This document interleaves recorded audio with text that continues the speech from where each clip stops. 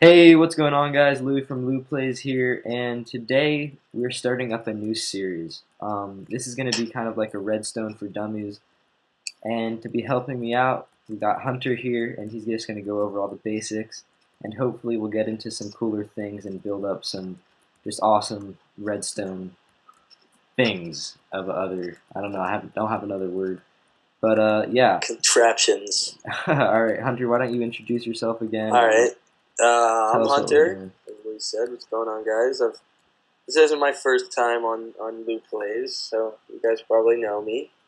But today we're just going to be going over the very, very basics of Redstone. I mean, this tutorial is pretty much for people who are really unfamiliar with it, but they wanna see how it works, start understanding the basics, so they can go up on the larger scale. So let's go up to our little kind of flat shrine thingy up here. And now, Let's get going. why So is we got Redstone these two chests. why This is left one. why is Redstone so cool? Like, what makes it so Oh, awesome? okay. Redstone is really cool because it's a whole nother like level of the game. It's a whole like new way to experience. I mean, you can run around and you can explore caves and you can do all that stuff. And I know that's Survive. fun and all, but for me, the really cool part about this game is the redstone and what you can build. It's a really big part of the imagination and creativity part of this game. Cool. That's why I like it so much. All right, so Louis, if you look in this left chest right here, these are all your basic blocks. These are all the things that can generate power, and redstone's in there just because you need redstone. Um, you got your torches, and those are.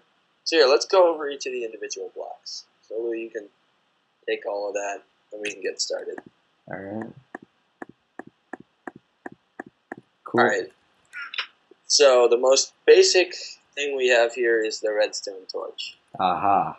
For those of you who don't know, this is redstone wire. This is going to be pretty much your system of movements. And is there any block you can't put Redstone on? There are a few. You can't put it on glowstone, and that happened recently. So a lot of old, adventure maps that had things on glowstone, they don't work anymore. And you can't put it on glass and chests and furnaces. I mean, you can, but we're not going to get into that. So, all right, we got our redstone wire here. Seems complicated. Yeah, it really is. It's not that complicated, but it's kind of dull red when it's not powered. And so I'm going to put down a torch, and you notice that it goes bright red. And pretty much what a redstone torch does is it provides a continuous source of power. That thing will always be on no matter what. All right. We'll get into later when it turns off, but that doesn't happen. So if you notice, if I throw down a torch right here, and I just kind of go add some redstone in a long line, you'll notice it kind of starts getting darker until it stops glowing at all. So at this point here, it has no power. Yeah. All right. This is because redstone power, it only carries power 15 spaces. And that kind of segues into our next block, which is called the redstone repeater. And pretty much what the redstone repeater does is it continues your current. It resets it for another 15 spaces. So I can have this go for another 15 until it runs out of power right here. And I put another repeater. And the repeater is also double function, as you can right-click them when they're on the ground, and they add a delay. Each right-click adds what's called a 1 tick of delay. For you guys that aren't familiar with what a tick is, it's pretty much the time of the game and how time works. So if you notice, if I throw a torch down, it takes a second for the power to get through. And this is a lot more noticeable with a bunch of repeaters set to 4 tick delay. So if I get rid of this torch, you can see it takes a good amount of time for all of those to disappear. And so redstone repeaters are pretty useful. You can use them if you've got long strains of wire, or if you're building something that has to do with timing. Our next couple of blocks are blocks that are going to power things. And we've got pretty much two main ones. One of them is the lever, or three main ones. One of them is the lever, one of them is the button, and the third one's a little different. You don't place it on a block. It's called a pressure plate. You place it right down on the floor. Each one of these, when you activate it, is going to generate a redstone current. So now you can generate the power using the redstone torch or hitting one of these or standing on the. All right. So pressure plates, as pretty much as it looks like, you stand on it and it generates power.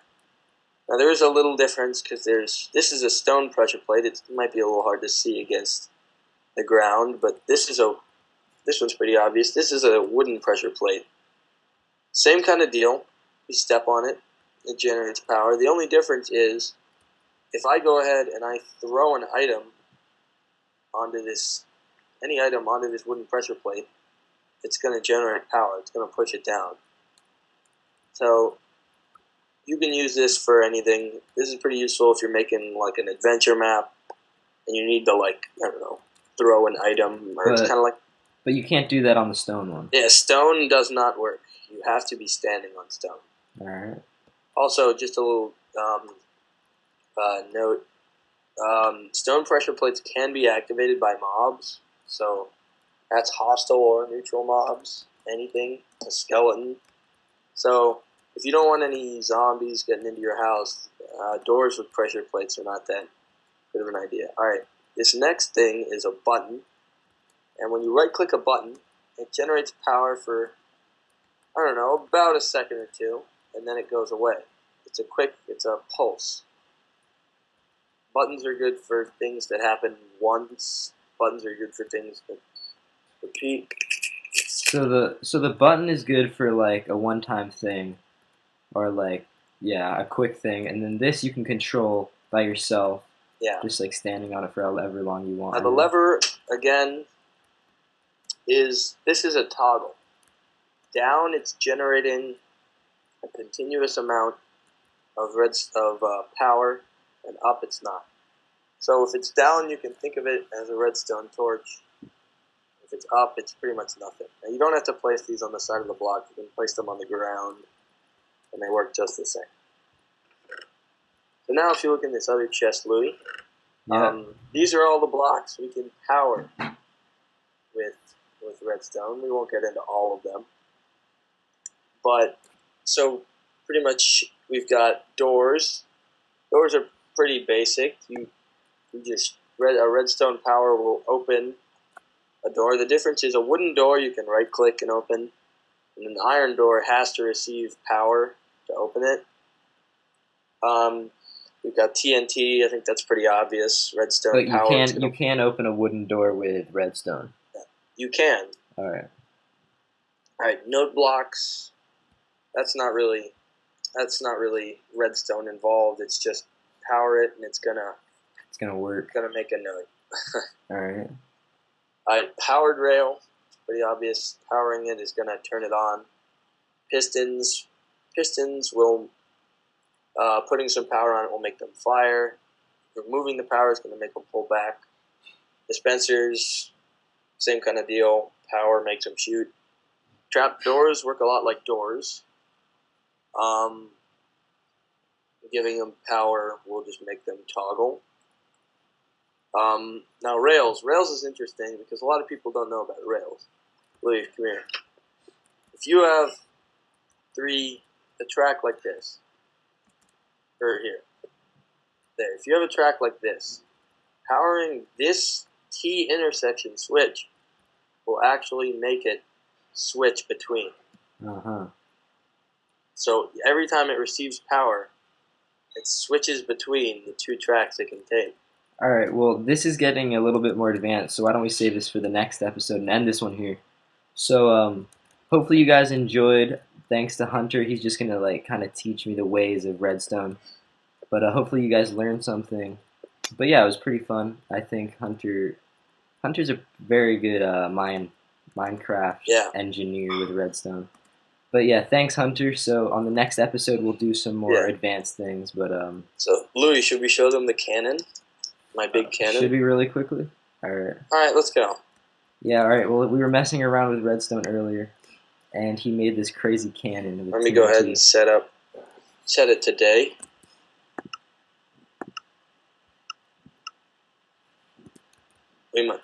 Alright, so the cannon's over here, and it's pretty much a 5-layered cannon.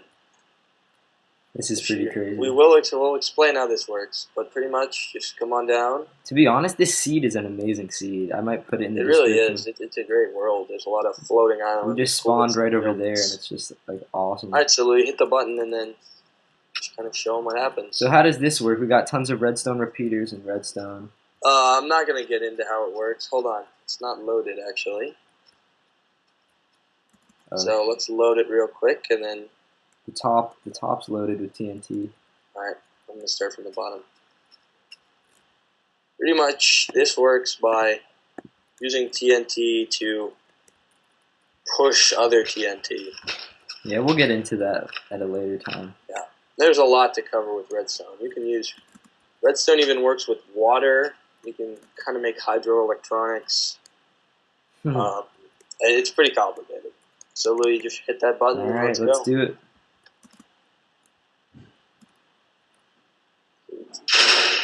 Oh. And now if that wall wasn't there, that would just keep going on and on. For some reason, the top one didn't work, but... it didn't? Wait, maybe we can fix that in a later episode. But for now, that's it. Thank you, Hunter. And yeah, hopefully you guys enjoyed. Like the video if you did. Subscribe for more, and always comments are appreciated. So yeah, guys, peace out.